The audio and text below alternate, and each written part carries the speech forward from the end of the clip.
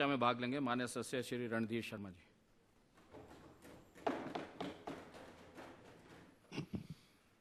सभापति महोदय, नियम 130 के अंतर्गत जो विषय नेता प्रतिपक्ष श्री जयराम ठाकुर जी ने उठाया था कि भारी बारिश के कारण जान माल, सड़कों, पुलों, घरों, फसलों, सरकारी भवनों, निजी भूमि, पेयजल व सिंचाई स्कीमों को हुए नुकसान पर यह सदन चर्चा करे। आपने इस विषय पर मुझे विचार रखने का मौका दिया, आपका बहुत बहुत धन्यवाद। सभापति महोदय, हम सब जानते हैं कि पिछले साल की तरह इस साल भी बरसात में हिमाचल प्रदेश को आपदा का जो है वो सामना करना पड़ रहा है। हालांकि नुकसान उतना ज़्यादा नहीं है जितना पिछले साल हुआ था, परंतु अभी बरसात चली हुई है, इसलिए और नुकसान की आशंका बनी हुई है। परंतु जो अभी तक नुकसान हुआ वो भी कम नहीं है। जिस तरह से इस साल में 70 लोगों के मरने की खबर है, 51 लोग लापता हुए और 60 घर बह गए हैं, तो इस तरह से ये नुकसान भी कोई कम नुकसान नहीं। इस विषय पर यहाँ पर चर्चा हो रही है। अधिकांश जैसे अपने अपने क्षेत्र प्रदेश में जो हुआ नुकसान है उसका ब्यौरा यहाँ दे रहे हैं। निश्चित रूप से उनका ये दायित्व है, उन्हें ये ब्यौरा यहाँ पर देना भी है। और एक बात सभी की कॉमन कि पिछले साल आपदा आई, इतना नुकसान हुआ और उसके बाद जो पैकेज घोषित किया गया वो पैकेज मात्र कागजों तक थी। कल से ये विषय चल रहा है, माननीय मुख्यमंत्री जी ने भी हस्तक्षेप किया, राजस्व मंत्री जी ने भी हस्तक्षेप कि हमने सबको मुआवजा दे दिया है। उन्होंने कहा बाई नेम बताएं। मैं इतना बताना चाहता हूं, मेरे विधानसभा क्षेत्र में जो 5 लोग लैंडलेस हुए उनमें से किसी को जमीन नहीं मिली, किसी को 7 लाख नहीं मिला, सिर्फ 3 लाख मिला। 1-2 महीने बाद सब किराए के मकानों में रहे, किसी को किराया नहीं मिला। आपने तो राशन और गैस सिलेंडर देने की भी पैकेज में घोषणा की थी। ऐसी कोई सुविधा मेरे विधानसभा क्षेत्र में जो प्रभावित लोग थे, जिनके मैं नाम भी पढ़ सकता हूं, श्यामलाल जी हैं, राजू जी हैं, रामलाल जी हैं, सीमा देवी है, इनको पैकेज का कोई लाभ। हालांकि मेरे विधानसभा क्षेत्र में ज्यादा नुकसान नहीं, परंतु जब वहां भी प्रभावित लोगों को लाभ नहीं मिला तो जहां ज्यादा लोग प्रभावित हुए वहां कहां फायदा मिला होगा। इसलिए हम सिर्फ जवाब देकर संतुष्ट ना करें, धरातल पर क्या हुआ है उसको जरूर सरकार उस पर का आकलन करे। और दूसरा मैं ये कहना चाहता हूं कि सरकार ने पिछली आपदा से क्या सीखा। कोई घटना घटती है उसके बाद हमें कोई ना कोई सबक सीखना। ये तो पिछले साल रिपोर्ट्स भी आई थी, मैंने भी सदन में कहा था और भी माननीय कई सदस्यों ने ध्यान में लाया कि अब ग्लोबल वार्मिंग हो रही है, ग्लेशियर्स ज्यादा पिघल रहे हैं, इसके कारण बादल फटने की घटनाएं ज्यादा हों और उसके कारण नुकसान ज्यादा होगा। उसका परिणाम पिछले साल आया था, इस साल भी आ रहा है। परंतु हमने एक साल में क्या प्रयास किया? क्या कोई एक्सपर्ट्स की मीटिंग की? क्या सरकार ने वो राष्ट्रीय स्तर से, इंटरनेशनल लेवल से कोई ऐसे एक्सपर्ट साइंटिस्ट, उनकी कोई कॉन्फ्रेंस, उनकी कोई मीटिंग की कि भाई ये जो बादल फटते हैं आफ्टर ऑल क्यों, इसका क्या कुछ समाधान हो सकता है? अगर हम रोक नहीं सकते तो क्या पूर्वानुमान लगाया जा सकता है? आज बारिश का पूर्वानुमान लगता तो बादल फटने का भी लगता। कुछ उस मैं नहीं कहता उसका समाधान निकल जाता, परंतु कुछ प्रयास अगर सरकार साल में करती तो हम भी कहते सरकार ने कुछ। परंतु आज हम मजबूर है ये कहने पर कि पिछले साल की आपदा में जहां 500 लोगों की जानें चली गई, 22,000 लोग, 22,000 घर तबाह हो गए, उस आपदा से हमारी सरकार ने कुछ नहीं सीखा, जिसका परिणाम है कि कि अभी एक ही दिन के कारण हमारे इतना 70 लोगों की जानें चले गई, 51 लोग लापता। और दूसरा, हर साल रूटीन की बात कि बरसात से पहले सरकार पूर्व तैयारी करती, बरसात आती है उसका नुकसान होगा, इसलिए पूर्व तैयारी के लिए बैठकें की जाती हैं, सभी विभागों की संयुक्त रूप से बैठकें की जाती, पीडब्ल्यूडी, आईपीएच, एग्रीकल्चर, हॉर्टिकल्चर, बिजली विभाग हो, इन सब के अधिकारियों की ज्वाइंट मीटिंग्स करके कोई एक्शन प्लान बनाया जाता है, कोई एक्शन कमेटी बनाई जाती है। परंतु दुख का विषय है कि इस सरकार ने इस दृष्टि से भी बरसात से पहले कुछ नहीं, इसलिए जब सरकार लापरवाह है तो उसका नुकसान जनता को भुगतना पड़ता। इसलिए सभापति महोदय, ये इतना नुकसान जो हुआ है उसमें कहीं ना कहीं सरकार को आत्मचिंतन करने की जरूरत कि आफ्टर ऑल क्यों ऐसा। आज हालात क्या है, एक बारिश होती है सड़कें टूट जाती, माननीय लोक निर्माण मंत्री जी बैठे, पैसा केंद्र से आ रहा है, प्रधानमंत्री ग्राम सड़क योजना फेज 3 काम चल रहा है, पर क्वालिटी क्या है, एक एक बारिश में ही खड्डे पड़ गए। आप फील्ड पर जाकर, सब सड़कें नहीं है उस, कुछ सड़कें उस, बाकी सड़कों पे और भी जगह क्वालिटी पे कोई ध्यान सरकार का नहीं। मैं आरोप नहीं लगाता कि उसमें करप्शन, परंतु जब क्वालिटी नहीं रखी जाती तो उसका कारण करप्शन ही होता।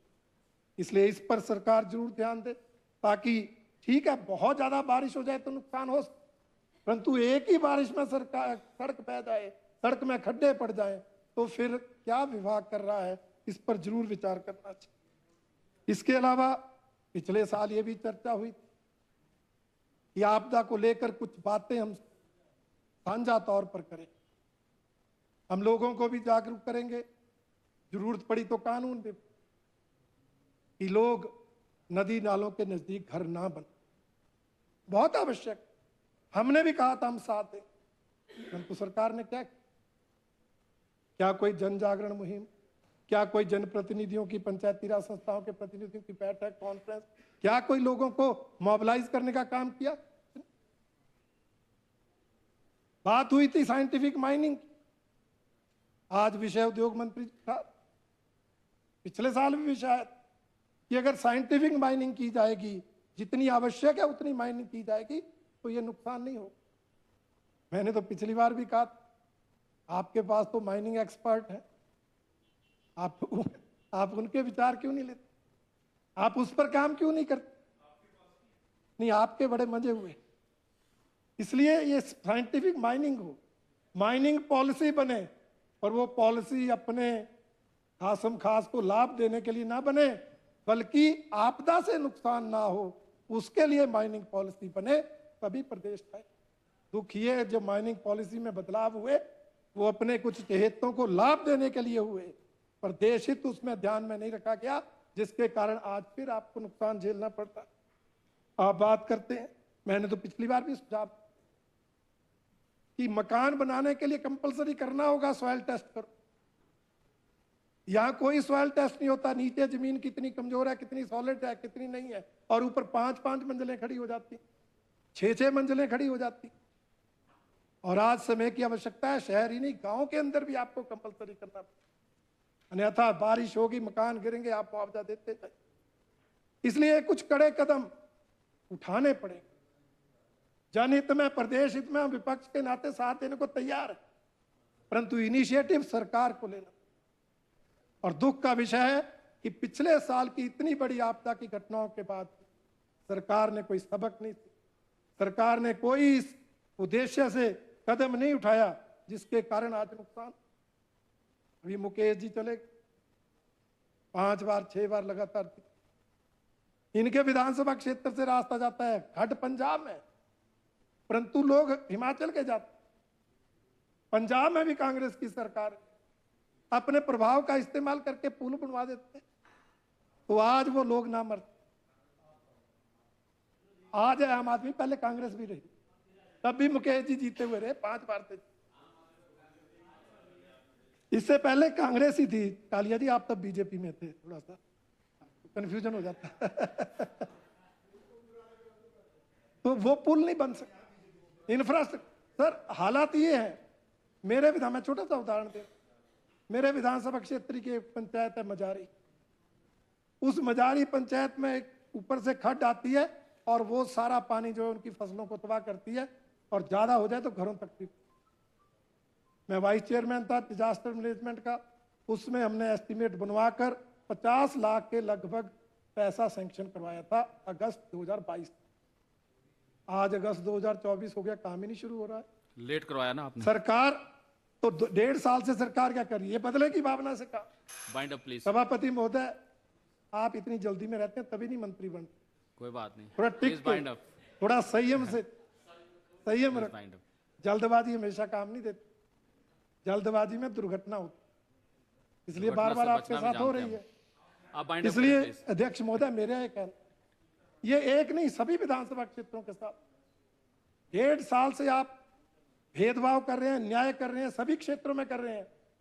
चाहे बात पीडब्ल्यूडी की हो, चाहे आईपीएच की हो, चाहे इंस्टीट्यूशन बंद करने की हो, परंतु आपदा में भी आप आपदा में भी ये देख रहे हैं, ये बीजेपी का विधायक है, सैंक्शन पैसा भी नहीं खर्च करना है। ये अगर इस सरकार का रवैया है तो भगवान ही मालिक। इसलिए सभापति महोदय मैं कहना चाहूंगा, ये छोटी छोटी बातें, परंतु सरकार इस ओर ध्यान। दूसरा विषय केंद्र की सहायता का। हम जो बोलते हैं राजस्व मंत्री जी मानते, हम कहते हैं केंद्र ने 1782 करोड़ दिया, ये कहते हैं हमारा हक। हमने कहा चलो आपका हक। 251 करोड़ रुपए जनता ने इकट्ठा करके दिया, 2033 करोड़। राजस्व मंत्री जी आप बताएं, आप तो एक साल में 2033 करोड़ भी नहीं खर्च कर पाए। 31 मार्च 2024 को 142 करोड़ रुपए बिना खर्चा रह गया, खर्च किए बिना रह गया, आपदा का पैसा। ये आपकी सरकार का हाल।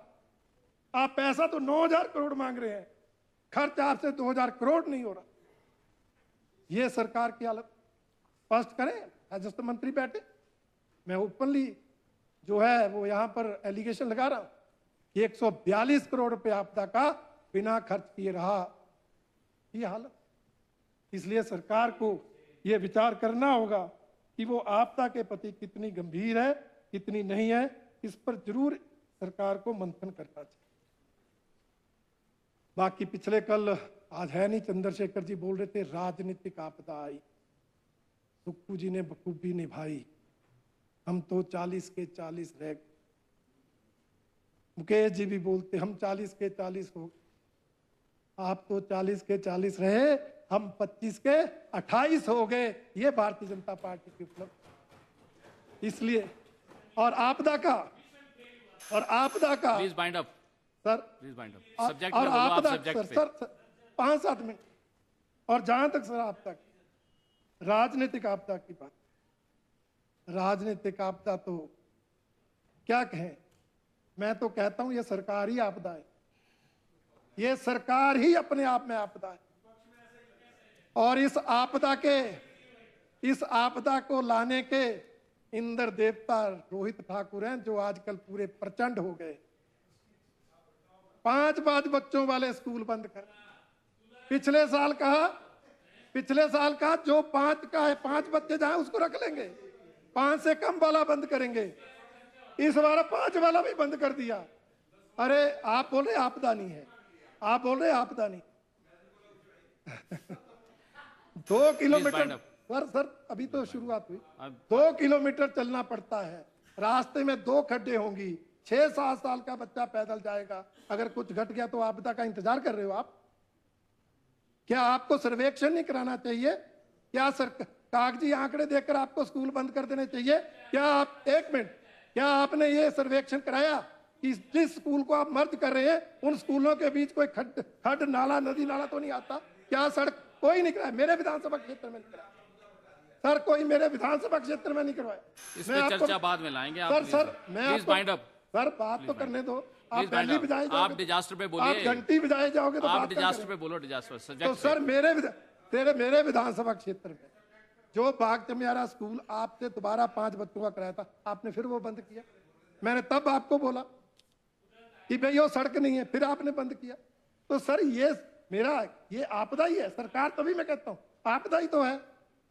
मुख्यमंत्री जी एक फरमान जारी होता है, बिजली के बिल अब 125 यूनिट आएंगे, पानी के बिल आएंगे, सब्जेक्ट पे बोलो हिम और केयर प्लीज बंद वाइंड अप। होगा। 15 मिनट हो आपकी गए, आपदा से तो हिमाचल का हर नागरिक प्रभावित। प्लीज 15 मिनट हो गए। इसलिए इस राजनीतिक आपदा से भगवान, इसलिए ये जो राजनीतिक भगवान की आपदा सर, Please, भगवान द्वारा लाई हुई आपदा को हम नहीं रोक सकते, मैं जान, प्लीज वाइंड अप।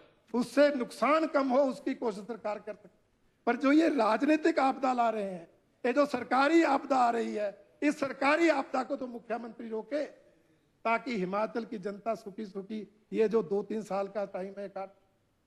इसलिए अध्यक्ष महोदय Please मेरा wind up. आपसे आग्रह है, मैंने तो अध्यक्ष बना दिया आप प्लीज वाइंड अप। कि सर ये राजनीतिक आपदा तो समाप्त की जाए, नहीं तो घंटी नहीं बंद करेंगे तो नहीं बनेंगे सर। ये तो घंटी बंद होगी तब, प्लीज वाइंड अप। ये तो पहले ही बोल। Please wind up. तो मेरा आग्रह सर ये है कि ये जो आपका है, इस पर सरकार लॉन्ग टर्म प्लानिंग करे, लॉन्ग टर्म योजना बनाए, चाहे नेशनल इंटरनेशनल लेवल के एक्सपर्ट्स बुलाए, उनकी मीटिंग बुलाए, विचार करे इस विषय पर, बड़ा गंभीर विषय, इस विषय पर गंभीरता से विचार करे, और साथ ही कुछ कड़े फैसले लेने पड़ते तो मत जनहित में लेने पड़ते, आपकी तरह के कड़े नहीं, परंतु नदी नालों के साइड में जो लोग घर बनाते, घर बनाने के लिए सॉइल टेस्टिंग को कंपलसरी कर, जो भी नियम है टीसीपी के उनको लागू, उसी तरह से आप जो अवैध कटान को रोकना, पेड़ ही कट जाएंगे तो क्या हो, जंगल ही आग से चले जाएंगे तो फिर लाशें तो गिरेंगे। इसलिए ये जो काम है इसको सरकार करे, तब जाकर ये आपदा से रुक सकते हैं। तो मेरा सभापति महोदय आपके माध्यम से आग्रह है कि सरकार इस दृष्टि से कठोर कदम उठाए और आगे बढ़े। विपक्ष इस दृष्टि से साथ देने के लिए तैयार है। बहुत बहुत धन्यवाद।